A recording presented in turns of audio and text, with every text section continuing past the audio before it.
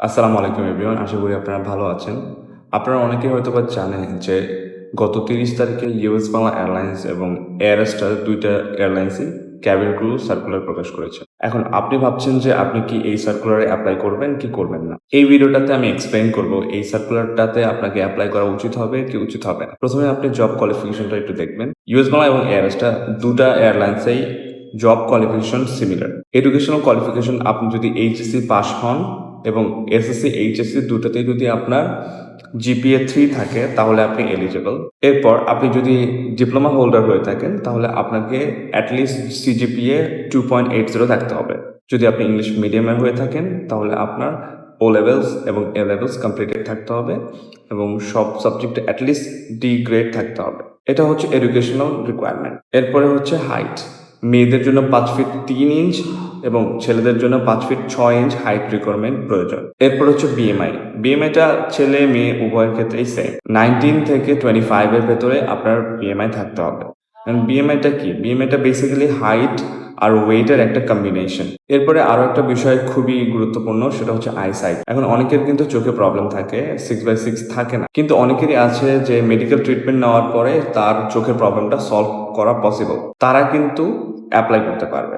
যদি আপনি ইন্টারভিউতে সিলেক্টেড হয়ে যান তারপরে আপনার চোখের ট্রিটমেন্টটা নিতে হবে। লাইক আপনার যদি ল্যাসিক করালে এটা ঠিক হয়ে যায় তাহলে আপনার ল্যাসিক করাইতে হবে। আরেকটা জিনিস হচ্ছে কাটমার্ক। যাদের হাতে অথবা মুখে, হাতের এতটুকু থেকে এতটুকু অথবা মুখমণ্ডলে যদি কোনো ভিজিবল কাটমার্ক থাকে সেক্ষেত্রে কিন্তু আপনার লেজার ট্রিটমেন্ট নিতে হবে। হ্যাঁ, লেজার ট্রিটমেন্ট নিয়ে তারপরে আপনি অ্যাপ্লাই করতে পারেন।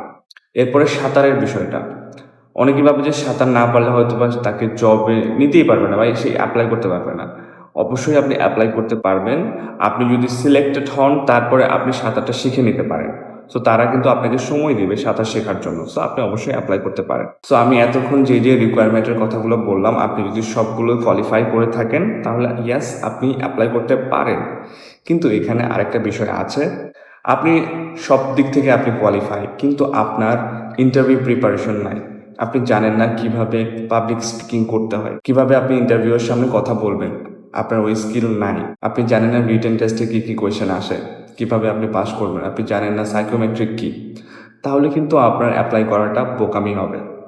সো আপনার ফার্স্টে কি করতে হবে, আপনার ইন্টারভিউর প্রিপারেশন নিতে হবে, তারপরে আপনি হচ্ছে অ্যাপ্লাই করতে পারেন। তাহলে আপনার জন্য সিলেক্ট হওয়ার সম্ভাবনাটা অনেক বেশি হবে।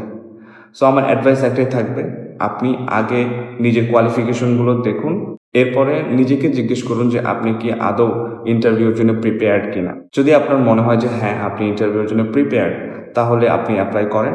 আর যদি মনে হয় যে you need someone to guide, তাহলে আপনি আমার কোচিংয়ে জয়েন করতে পারেন। আমার কোচিংয়ে জয়েন করলে আপনি A to Z গাইডলাইন পাবেন। As you know, I was ex cabin crew in US Bangla airlines.